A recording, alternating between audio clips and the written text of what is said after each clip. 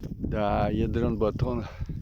Вышел я вон там на свободное место, на табуреточку сел. Во.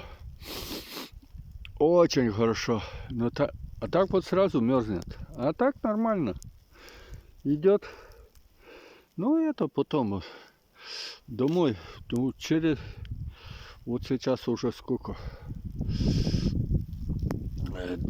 2 часа 3. Через 2 часа, наверное, дома буду. Да. Что, высушу, все придется сушить, все придется. А не отряхиваться, вот это, ну вот, что-то летит немножко, но оно это как изморозь.